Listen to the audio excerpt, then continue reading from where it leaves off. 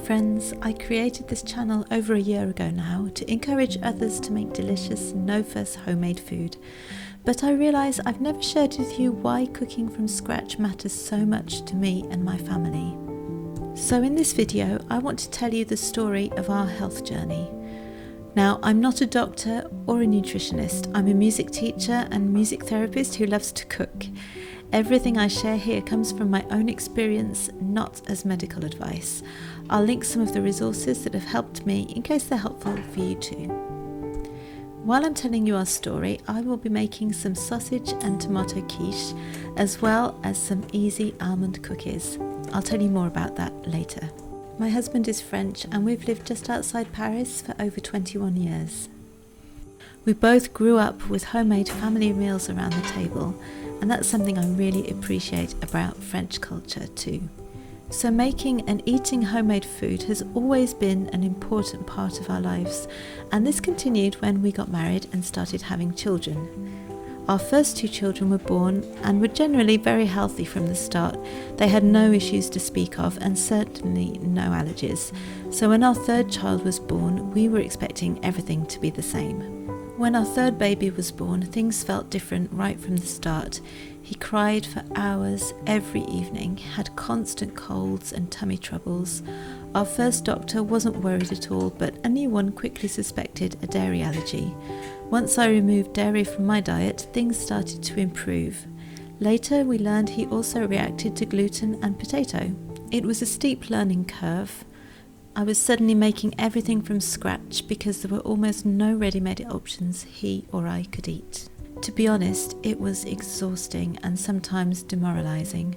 I lost a lot of weight because I didn't know how to feed myself properly without gluten or dairy. I know now it's absolutely possible, I just didn't have the knowledge back then. We did eventually get into a rhythm and my cooking skills improved drastically during that time. It also became second nature to cook everything from scratch because there was literally nothing ready-made that my son could eat. I remember crying in the baby food aisle when I looked at all of the jars and hadn't found a single one he could have. That was when I realised that if he was going to eat anything at all, it was dependent on me to make it.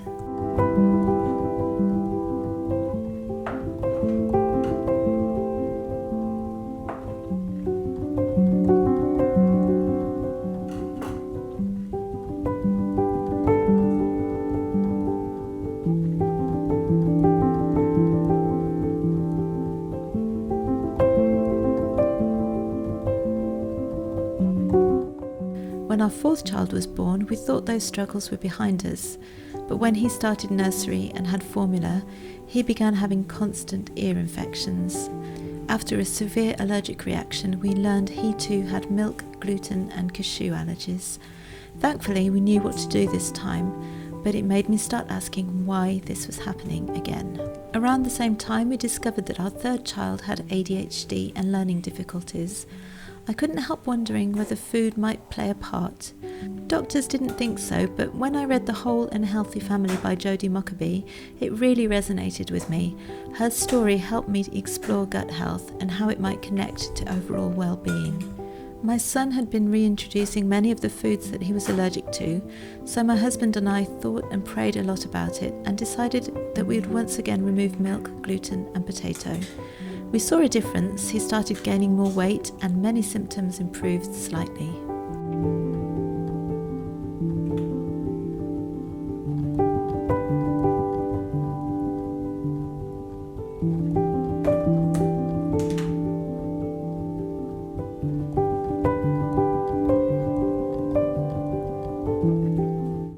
I then started to learn more about gut health and the microbiome and realised that that might be the root of all of his issues. I heard about the GAPS diet and read Natasha Campbell's books. We put both of our younger children on that diet for over 6 months. It is a really hard diet to follow strictly, especially in a large family with a variety of nutritional needs. So we stopped doing the diet after 6 months, but we're continuing to put into practice the principles of improving gut health, eating plenty of meat stock and bone broth, consuming lots of fermented foods, and strictly limiting sugar and processed foods. I also discovered fresh milled flour through Sue Becker and started making sourdough with flour I mill at home. I'm convinced it's made a huge difference to our health. Since doing the GAPS diet, my boys can now eat any baked goods as long as they are made from fresh milled flour, and we are slowly reintroducing dairy. They are eating raw butter, yogurt made with raw milk, and some raw cheese.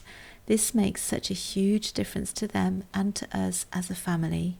It's an absolute joy to see them eating and enjoying a more varied diet.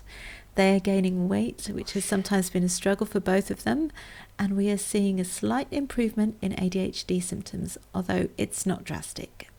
Through all of this, I have learnt so much. Yes, it has been very hard to walk through at times, and my heart really goes out to those of you who are in the process of discovering food allergies in you or your loved ones. I also realise that some of you may be dealing with much more severe allergies than my children do, and I'm so sorry that you're going through that. For us, it has been 11 years of struggle, of lots of trial and error, but we're starting to see the light at the end of the tunnel.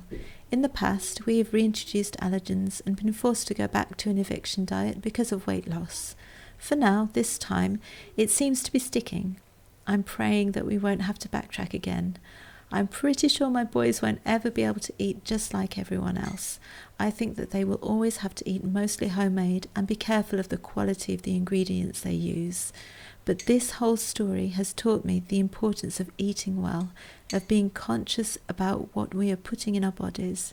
Now I always read labels, and I am shocked at what I find in a lot of everyday products. And that brings me back to what I am doing here on screen.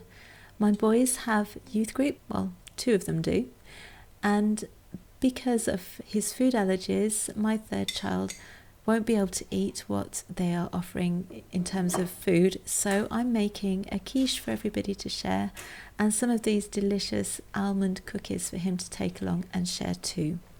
These almond cookies are one of my favourite things to whip up for him. They are so easy to make. They only have 3 ingredients. It's just almond flour, or ground almonds, egg whites, and sugar. Now, I do limit sugar, but these are one thing that I like to put a bit of sugar in because of the texture. I've cut down the sugar as much as I can. It still needs a little bit of sugar to keep the cookies together and to give them a good texture, but I've cut it down as much as I can, and I really like the result. You can get the recipe for these cookies over on the blog, and I will link them in the description box below. For this sausage and tomato quiche, I've made pastry with fresh milled flour. Now, it doesn't act like plain flour would. The gluten is not as strong in it, so it has a tendency to break apart, and you just have to be aware of it while you're rolling it out and putting it in the quiche dish. What I like to do is, once it's been rolled out into a round shape that's about 1/4 inch thick, I will cut it into half or even into quarters when I want to transfer it to the dish, and this just helps it to not break apart as much. And then it's a case of doing a puzzle and pressing the pastry down into the dish so that it is all covered all over. But to be honest, it might not be the most beautiful quiche you've ever seen, but the taste is amazing. I love using fresh milled flour for pastry. It gives a great nutty flavour and texture to the pastry, which is just delicious. Now, as I said earlier, my boys are now eating some dairy, so I've used butter in this pastry. I decided not to use cheese. You'll see later I'm just going to be using coconut milk to make the filling.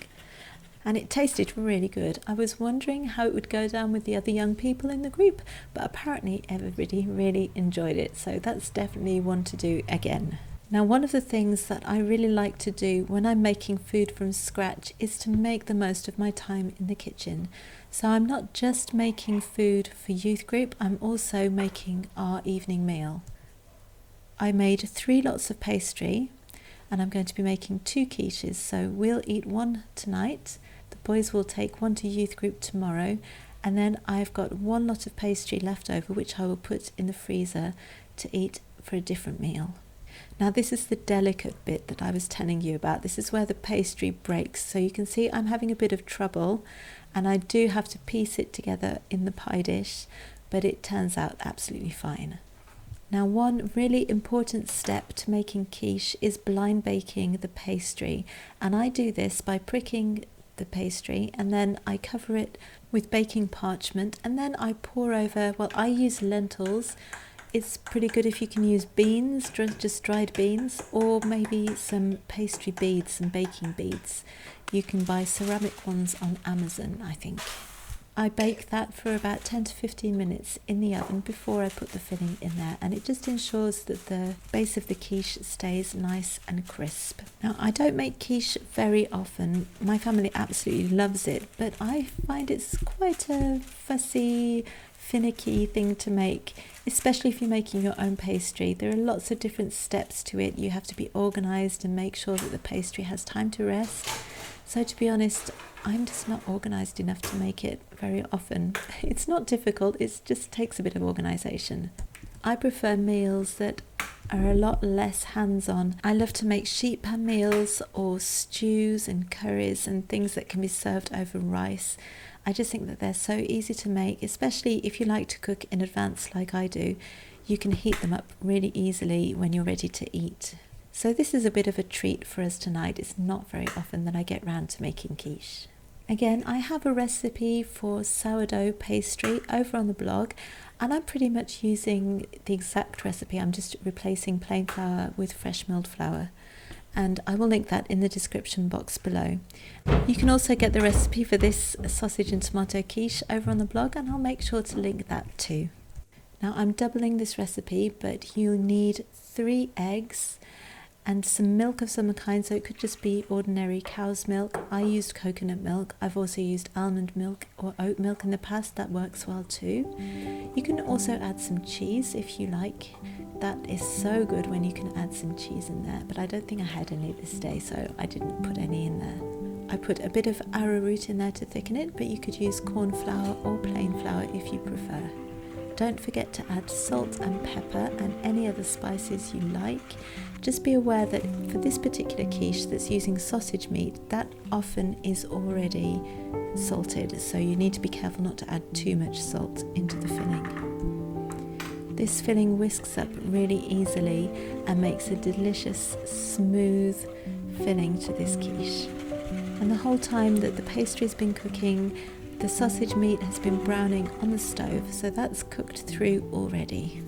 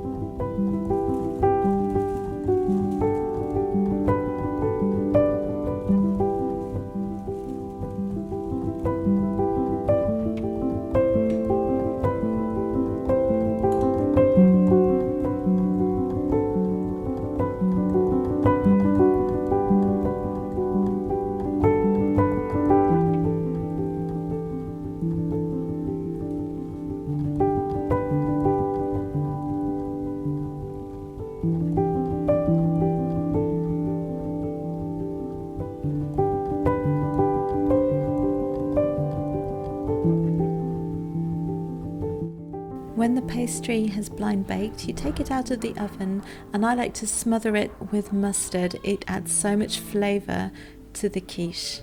I then sprinkle over the cooked sausage meat, add the filling, and then I place the tomatoes that are cut quite thickly over the top, and I try and arrange them as neatly as I possibly can. The quiche then goes back in the oven and cooks for another 20 to 25 minutes until everything is thoroughly cooked through.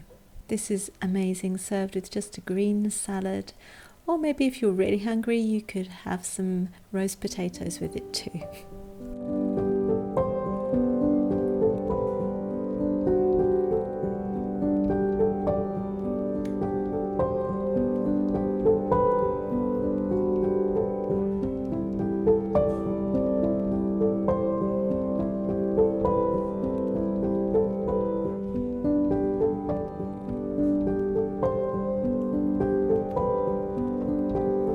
Thank